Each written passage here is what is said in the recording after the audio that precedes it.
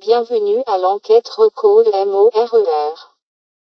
RECALL-MORER est un protocole abrégé pour améliorer la communication empathique en soins primaires et centré sur la médecine générale, en langue française.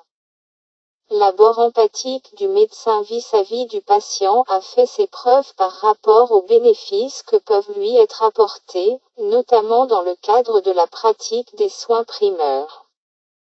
Depuis quelques années, la formation en communication empathique est formellement inscrite dans les objectifs de formation des nouveaux médecins.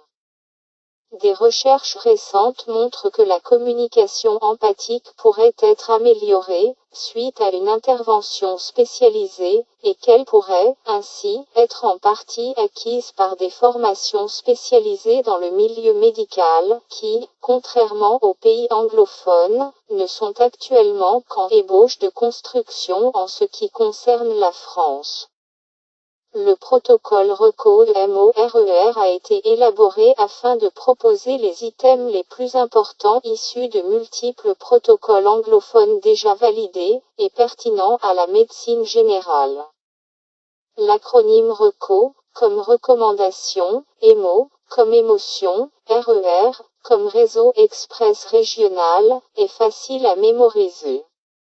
La vidéo présentation suivante contient des extraits d'enregistrement du regretté professeur Robert Buckman, médecin oncologue britannique et canadien, humaniste, acteur amateur et collaborateur du programme iCare de l'institution MD Anderson, à l'Université du Texas. La première partie de l'acronyme est RECO. Le R du RECO signifie renforcer, notamment l'écoute.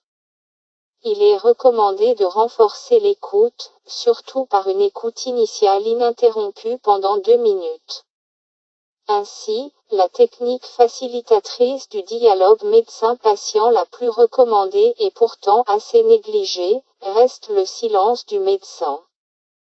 Il est important, alors, d'accorder les 2 premières minutes de dialogue au patient sans l'interrompre, peu importe ce qu'il raconte.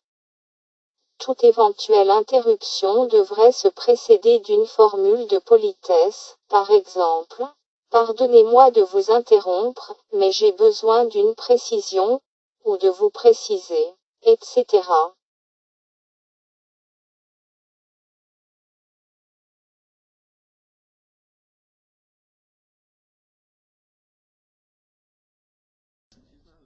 When you do something like this,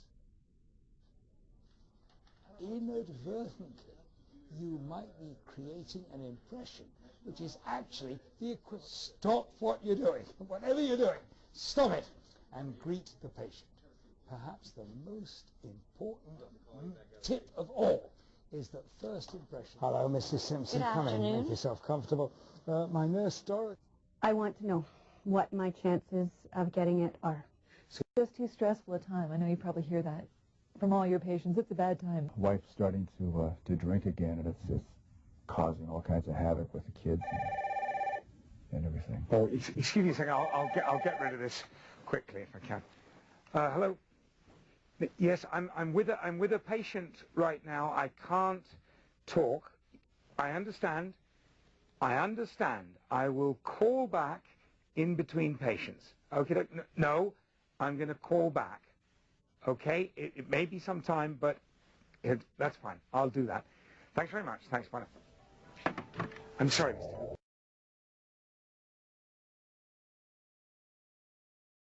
Le E du RECO signifie encourager le patient à s'exprimer.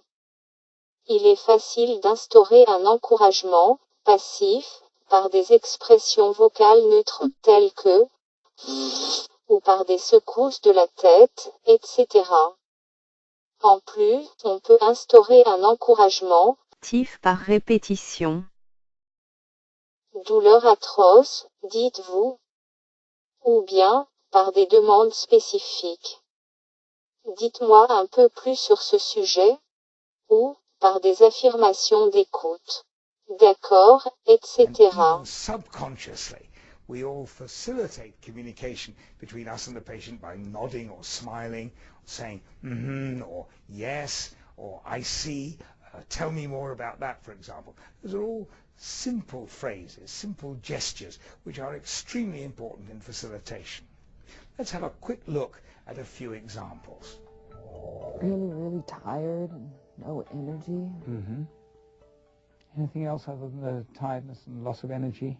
Yeah, I'm just achy. Achy? All over, yeah. All over? All the muscles or joints or? Yeah, my muscles. Sore and tired. And how bad is the tired and not feeling energetic?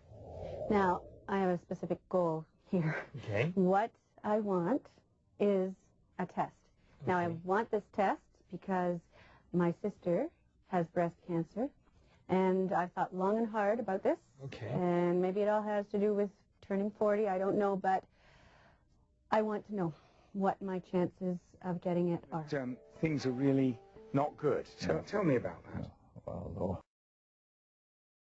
Le C du RECO signifie comprendre. Le médecin se doit d'évaluer sa propre compréhension des doléances du patient, mais aussi des aptitudes de comprendre ou d'accepter de comprendre de ce dernier. Le médecin doit ainsi évaluer les connaissances du patient en ce qui concerne sa pathologie. Dites-moi en quelques mots ce que vous avez compris de votre problème de santé, ou de votre traitement, ou de ce que vous devez faire, etc. Le médecin doit avoir évalué, à un moment donné, la disposition du patient, ou de sa famille, à vouloir être informé de manière exhaustive du problème en cours. Êtes-vous du genre à tout vouloir savoir sur votre cas? Finalement, le médecin doit évaluer sa propre compréhension du patient, en lui exposant un résumé. Dites-moi si vous êtes d'accord avec le résumé de votre situation que je vais vous présenter en termes simples. If it turns out to be something serious, would you like me to tell you exactly what's going on in the prostate? Why don't you tell me what you understand about the situation? So your wife left and took your child, and that happened about 2 months ago. That must have been really a big thing, a major trauma. So you want to know whether you've got increased or high chances of getting breast cancer, and whether there's a sort of genetic predisposition because of your family. Exactly. Since your wife died, there's nobody around to help you with the diabetes. There's nobody with your cooking and eating have gone off. Right. You're not much fun because you're depressed and low, and you're watching television. Your children have left, and you're kind of lonely, and things are not good from that. So I'll come in with my husband, and we'll talk to this dietitian woman. That's it. And maybe she can find a fast way to, make food It tastes good. that tastes good. It tastes good and is healthy, and may help with your Yeah. blood pressure, cholesterol, diabetes, And my knee. and arthritis. On my knee. Okay. So do we have the beginnings of a deal here? Yeah, Mrs. we'll Adams? try. Honest, really. Are there any questions that have been going through your... Le haut du RECO signifie observer. Il faut renforcer l'observation par le contact visuel, en regardant le patient dans les yeux, bien au-delà de la moitié de l'entretien. Rule 1, sit down, get your eyes on the same level as the other person. It seems terribly simple, it is, but it makes a huge difference. I mean, seriously, just imagine for a moment how you would feel if you were the patient and the doctor was towering over you, 5 feet away, 4 feet above you. Just the simple act of sitting down changes things considerably, doesn't it? Really does make a big difference. And here are 2 other useful tips. First, many of our interactions in the office look a bit like this. Notice the wide expanse of desk between the doctor and the patient. A better way is to sit across the corner of the desk. Really, it actually makes a difference. It's less of a barrier. Also, do make sure that you are actually closer to the patient than you are to the relative or friend. In other words, you're showing that the patient has primacy. A couple of very simple tips make a big difference. there's a tiny amount of evidence supporting that actually, and showing that this actually improves the ease of communication. Rearrange the furniture, corner of the desk, makes a difference. And finally, the distance between you and the patient. The zone between people who don't know one another is, the social zone, is apparently a minimum of 4 feet. But if we know a patient well and we're seeking to comfort them, this distance can shorten significantly. And of course, obviously, when you're examining a patient, that distance tends to decrease dramatically. Au contraire, il faudra briser le contact visuel et éloigner le regard en cas de début de confrontation ou d'agitation provenant du patient, ainsi que lors d'un examen intime. Enema that you so kindly prescribed for me. Do you remember that? Yes, I do. Tell me what happened. It sounds very It was bad. very painful. It was very humiliating. You think I enjoy going into a clinic where there's an x-ray room where I have things shoved up my ass? You think that's pleasant? I do not, and I hear it was very, very unpleasant for you, obviously. You're obviously really upset. Come and sit down and tell me exactly what happened and how awful it was. La deuxième partie de l'acronyme est EMO égale RER. Ceci signifie émotion ou silence égale RER en urgence. À tout moment lors d'une consultation, il faudra reconnaître une émotion qui se manifeste. Aussitôt détectée, il faudra tout arrêter, afin de l'adresser en la nommant, ou en la définissant de manière claire et compréhensible. Il s'agit de l'étape de validation de l'émotion. Ainsi, il faut tout d'abord reconnaître une émotion. Détecter une émotion, surtout négative, silence, geste, regard, parole, tension des muscles de la mâchoire, sillage du front, paupières discrètement serrées, occlusion labiale, quand les lèvres semblent disparaître, etc.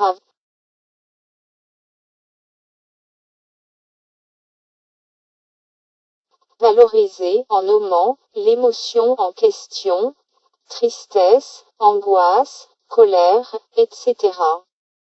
Il me semble que vous êtes triste, ou en colère, ou angoissé. Une fois détecté et valorisé, donc validé, il faudra explorer l'émotion, directement, ou indirectement. L'exploration indirecte de l'émotion peut s'effectuer par autodivulgation. Ceci m'est arrivé aussi. Ou par prévalence. Ceci arrive à d'autres personnes aussi. L'exploration directe de l'émotion pourra s'effectuer, par exemple, en demandant au patient d'évaluer l'impact sur l'entourage. Comment pensez-vous que cette situation affectera votre entourage? On pourra, aussi, demander directement le ressenti du patient. Que croyez-vous qu'il vous est arrivé? Finalement, il faudra répondre à l'émotion avec un engagement d'accompagnement. Cette réponse empathique montre que le soignant a détecté et exploré l'émotion, et qu'il a pu comprendre son trajectoire, voire son origine. Sa réponse, donc, reconnaît et valide automatiquement l'existence de cette émotion.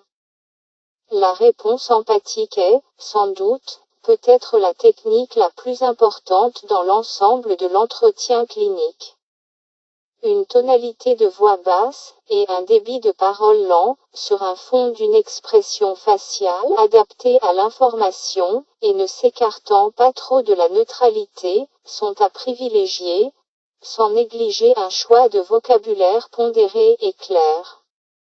Je comprends votre tristesse, ou colère, ou angoisse, et vous assure que je ferai tout ce qui est dans mon pouvoir pour vous aider. L'aptocommunication, ou communication avec le toucher, permet, s'il n'y a pas de contrainte culturelle, d'apporter un plus à la communication, avec un toucher léger sur une zone neutre, souvent l'épaule ou le bras, ou bien, en effectuant le geste de toucher, tout en évitant le contact ultime, au dernier moment. You're obviously really upset. Come and sit down and tell me exactly what happened and how awful it was. Yeah, how long ago was it that your mother died? 3 years. You seem very sort of upset and angry when you talk about that. Does it upset you? Come back? Are you sure? Why don't you tell me what's going through your mind right now? I realize it's a really big shock. Oh my God. I mean, are you sure? I wish I It wasn't. wasn't worth going through all that chemo and hormone treatment in the first place, now was it? Why don't you tell me more about that? Well, Yeah? it just feels so hopeless. Hopeless? Yes, I mean, I thought I had a reasonable chance that it wouldn't come back at all. Or maybe after a longer time. I mean, you sound as if you're running really low on hope right at this moment. At this moment, yes, I am running really low on hope. I understand that what you're saying. How do you actually feel in your spirits? Really bad. Let's pass a Kleenex over to you.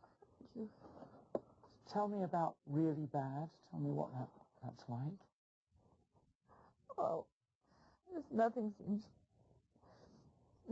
to be going right. Yeah. In what way do you mean that nothing seems to be going right? Thank you, Mr. Thompson, there you go. I'll take a moment. Let us both get our breath back, eh? You can't do surgery. Extremely sorry. Joan, do you want to? I'm sorry to be telling you this, Mrs. Allen. I didn't understand that. Yeah. And this is an awful shock, isn't it? So what are we going to do?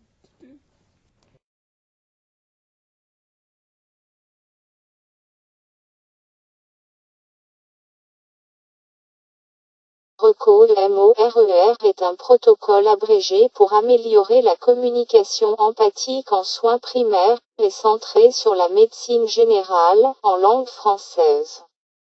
La première partie de l'acronyme est RECO. Le R du RECO signifie renforcer, notamment l'écoute. Le E du RECO signifie encourager le patient à s'exprimer. Le C du RECO signifie comprendre. Le O du RECO signifie observer. La deuxième partie de l'acronyme est EMO égale RER. Ceci signifie émotion ou silence égale RER en urgence. À tout moment lors d'une consultation, il faudra reconnaître une émotion qui se manifeste. Aussitôt détectée, il faudra tout arrêter, afin de l'adresser en la nommant, ou en la définissant de manière claire et compréhensible. Une fois détectée et valorisée, donc validée, il faudra explorer l'émotion, directement, ou indirectement. Finalement, il faudra répondre à l'émotion avec un engagement d'accompagnement. Cette réponse empathique montre que le soignant a détecté et exploré l'émotion, et qu'il a pu comprendre son trajectoire, voire son origine. La réponse empathique est, sans doute, peut-être la technique la plus importante dans l'ensemble de l'entretien clinique. Une tonalité de voix basse, et un débit de parole lent, sur un fond d'une expression faciale adaptée à l'information, et ne s'écartant pas trop de la neutralité, sont à privilégier, sans négliger un choix de vocabulaire pondéré et clair. Je comprends votre tristesse, ou colère, ou angoisse, et vous assure que je ferai tout ce qui est dans mon pouvoir pour vous aider. L'apto-communication, ou communication avec le toucher, permet, s'il n'y a pas de contrainte culturelle, d'apporter un plus à la communication, avec un toucher léger sur une zone neutre, souvent l'épaule ou le bras, ou bien, en effectuant le geste de toucher, tout en évitant le contact ultime, au dernier moment. Il ne suffit pas de faire le bien,